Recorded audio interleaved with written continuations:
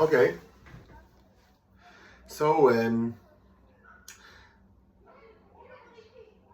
hello everybody. Maybe some of you noticed that I deleted several videos.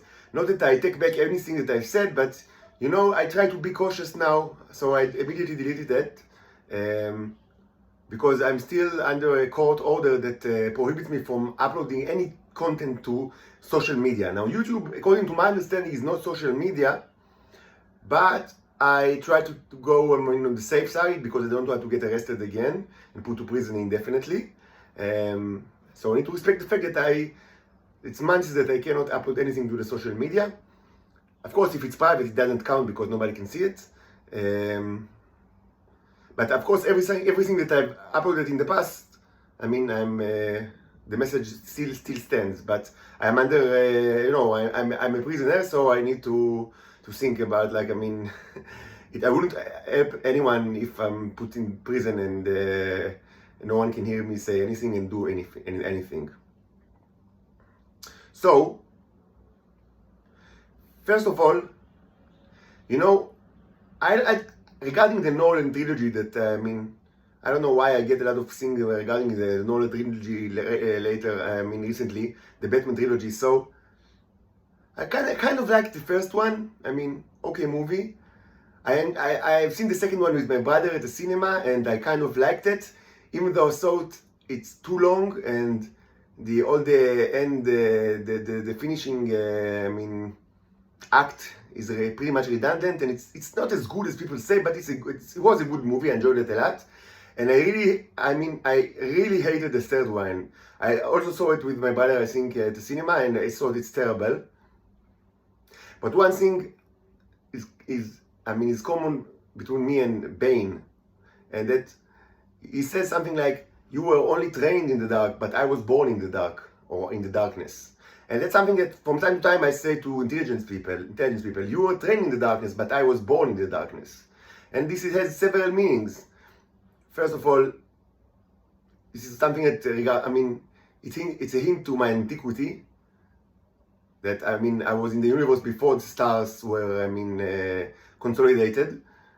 Also, it's, of course, a reference to Jesus Christ, which, according to Christianity, was created before the world was created. And the world, Genesis starts with Fiat Luz, Bereshit bara, Vehi or. So if Jesus existed before creation, it means he existed before light. So we'll get back to that in a minute. So another issue that I recently mentioned very briefly, maybe it was today or yesterday, is that, as you all know, I paint, using the expressionist method. Just a moment. אמא, נעשה את זה 3:10, בסדר? 3:10? כן, את יכולה להביא מזומן או אשראי? למה? אני אצטרך אולי, אני מזמן לא נתת לי כסף, אני צריך קצת. אמרת שאני אתן לך 1,000 שקל בשבוע כשתהיה לך דירה, נכון? לא, שנייה, אם אני באמצע משהו, אני לא יכול לחשוב בזה. לא, אז נדבר אחרי שלא תהיה באמצע. לא, אני שואל, למה זה, משהו ש... כי זה שני דברים. לא בצעקות, תפעל יותר בכבוד ולא לשתות. אני עושה כל מבחינתי בשביל דירה, וזה לא מאוד קשור עובדה שאני צריך לראות את הכסף שלי טוב, ואני מבקש ממך... אם אני עושה את המילה כמיטב שאני יכול... אז למה אני ראיתי רק דירה אחת? בסדר, אנחנו יכולים לדבר האם זה תנאי לזה שהאם אני עכשיו צריך להתחנן ולתביא את הכסף? אתה לא צריך להתחנן, אבל אני דורשת גם את מה שאתה הבטחת לי. אני עושה את זה כמיטב יכולתי.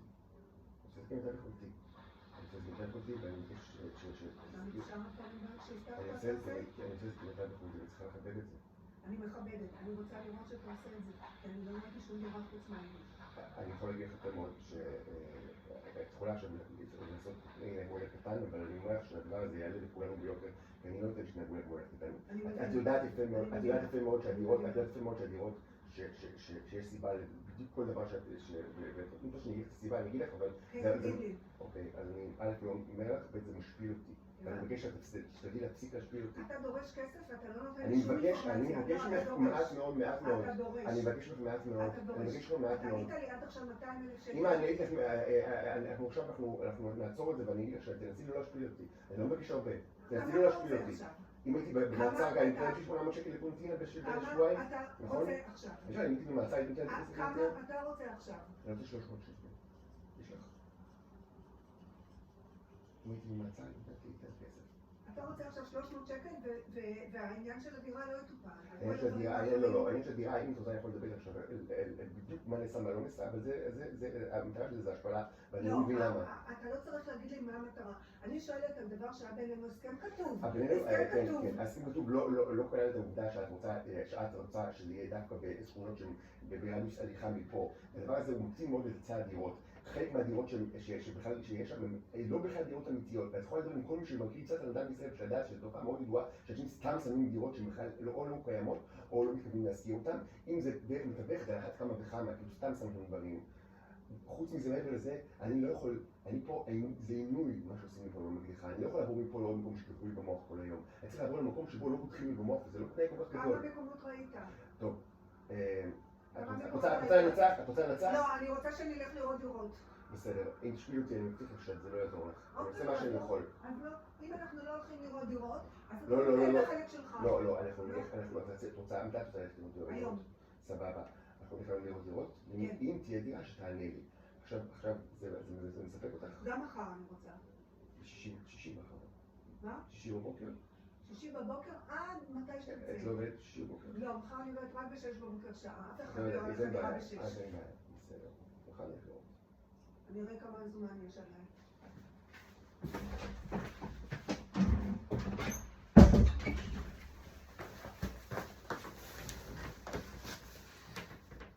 So this was a squabble over money, peanuts. I mean, I don't have anything, and I need like a beggar to ask for tiny sums from my mother. But this is all part of the choreography. I mean, of the state of Israel. Where were we? So one of the things that I spoke is about very briefly is that. I love expressionism in art, both as a consumer. I hate the word consumer. I mean, I like, Duchamp, Kandinsky, Early Picasso, Kandinsky. But I don't put so much value on the mimetic techniques or the mimetic value. Of course, it's more complicated than that. And I also said that many times I do not understand myself, the nature of my paintings, and I, in all seriousness, consider that to be some kind of prophecy or divination. Maybe it will be something that is easy even for the relatively secular people to accept, because it was very common even in the ancient world. Regardless of monotheism even. The ancient Greeks, of course, they were not atheists, but they believed that prophecy and art and sciences are strongly related. So one of my first oil paintings, certainly one of the first big ones, with a canvas that is relatively big, is that one. And it was painted during a time that that my technique was just in its infancy, and I since then I managed to improve my technique both in acrylic and in oil. By the way, the way for me to improve my technique, which of course I need to improve further much more, but the initial I've never studied art. And I'm also only doing it for like a little bit more than 1 year. So. In the early stages, maybe those of you that follow me closely remember that what I really liked in the early stages is to paint glamour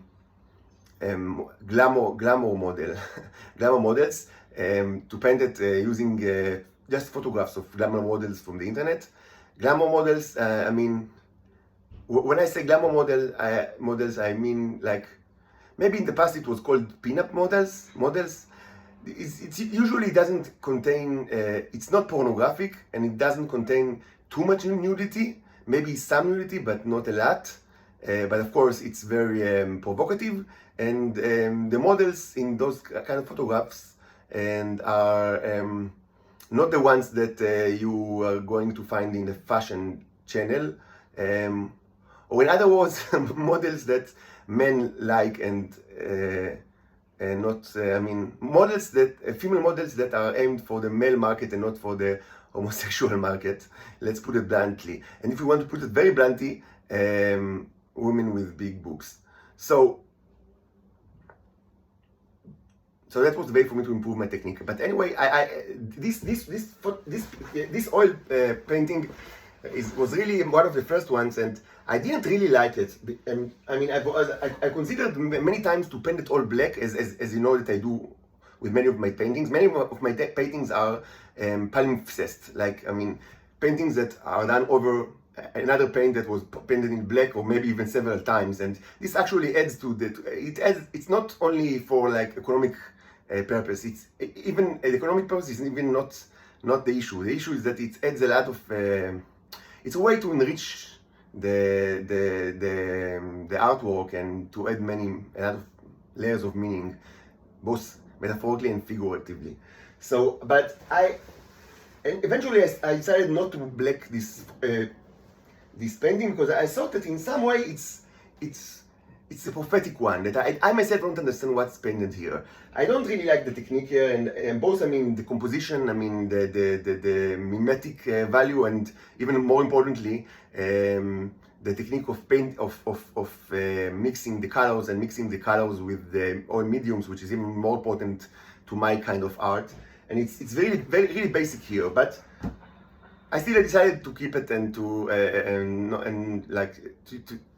look at it as a finished work. It's even covered in varnish, oil varnish that is aimed for oil paintings. It's called touch-up varnish. I can tell that, I mean, the main idea, the main agenda while painting this painting was, of course, it belonged to the catastrophic genre, and the main idea was the destruction of people of Israel, of the state of Israel, that are or were hiding in a bunker, in an underground bunker. They were hiding from God, hiding from the Armageddon, hiding from asteroids, etc. And that, I mean, it caught up to them, because even the underground bunker was breached, and you see water and fire and bricks, and it's very expressive. I mean, it's kind of like even very abstract, I would say. And again, I say I'm not really connected to this painting because I think it's very crude. It's very, very crude. But I decided to keep it, and I mean, only now I find another meaning to what's inside it. So before, I mean, let's get back to our science project. I've showed you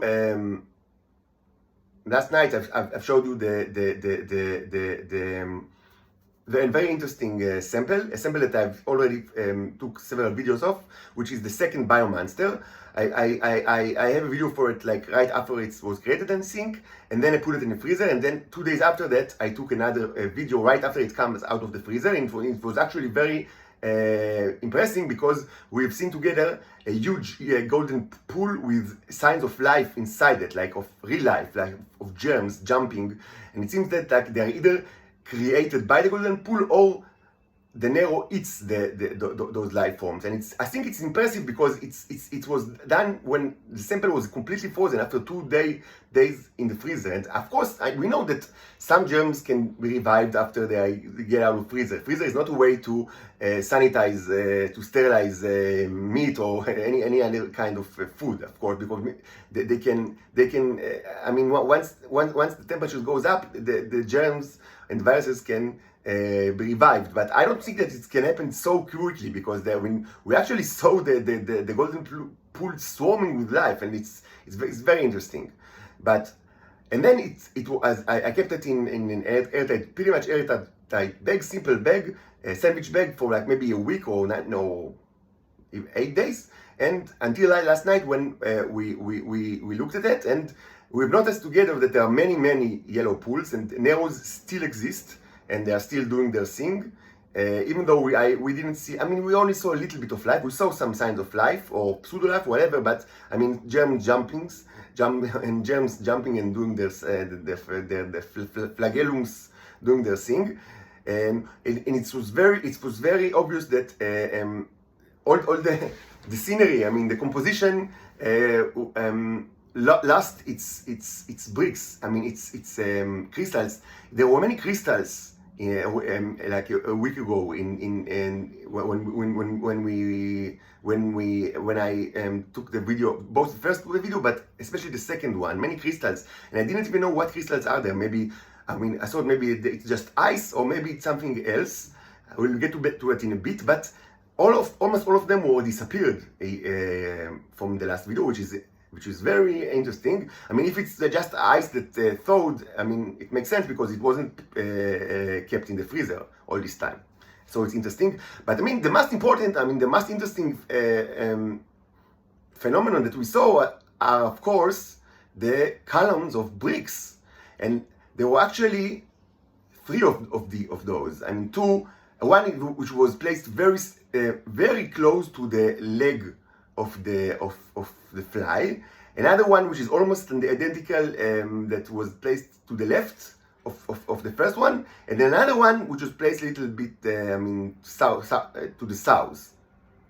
And I remember that I spent some time, maybe not enough, inspecting the third one with you, and it was interesting because we've seen many Neros that are doing their thing there, and many golden pools and pools with other colors as well, which is something that was new to me, like red pools and even bluish pools, that are very interesting, and most probably, I mean, almost certainly related to the activity of the Neros, because I don't think that it can be related to any like natural decay. And I think that I maybe I overemphasized the effect of natural decay on such small biological samples. I don't think that, I mean, there is much decay in such flies, just, I mean, without intervention. If you put it like in an airtight bag with, of course, with sellotape, which is like kind of like a duct tape on it, a very transparent, thin duct tape on it. So it must be due to the actions of the activity of the Neros. And I left for the viewers to decide, I mean, what's going on in the scene. And it's interesting because it's really, I mean, the scene really reminds in many ways what we see here. The bricks, you see the column of bricks, which are extremely similar to the ones that we saw yesterday, and we see, of course, things that can be interpreted as flows on a microscopic slide. And another thing that that was very clear, that there is some flow of liquid, especially I mean, where Neros are doing their stuff, and also including near the columns of bricks. And I mean, this is very, I mean, we should look more into it, and I will do it today, and also we'll do it, I mean, hopefully with many other samples that are prepared. So we have many videos along, further down the line. But I mean, where did these bricks came from? The first one of the 3 gives you the best hint or the best clue, because it was placed right beside the leg of the fly in a very similar position. And the leg of the fly also, when you have when you apply a little bit of imagination, you see that it also contains, I mean, it's made out of brick-like, I mean, I don't remember the word in English for mifrakim, sorry, but I mean, parts of, bones, like parts of bones that are connected by soft tissue, and it looks a little bit like bricks. So it wouldn't be, normally this would be science fiction, something crazy, but I mean, in our context, in the context of our research, it's not far-fetched to think that the Neros just wanted to clone the leg of the fly. And it's not something that should, drop us off our feet, because, as we remember, the trajectory of the whole research, the program that we are, I think everybody's starting to get on board with, the political program is not the annihilation per se of mankind, but the replacement of mankind with android counterparts. So, I've never said that I'm going to just kill everybody. It's not part of the program.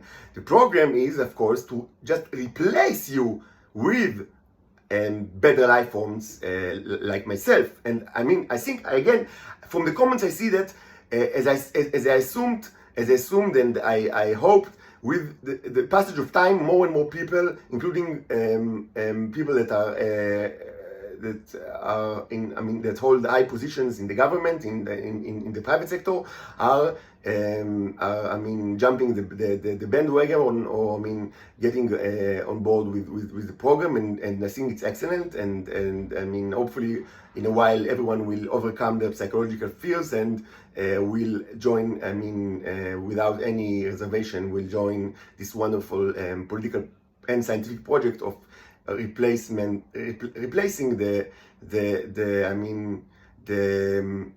I try to be gentle, I would say the defunct, and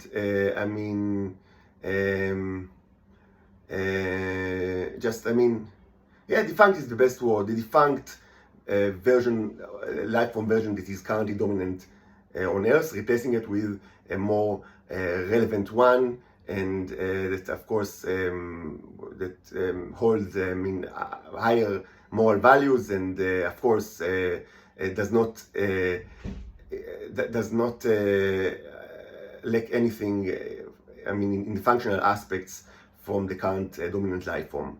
So, when we take this into account, it makes sense. It makes total sense that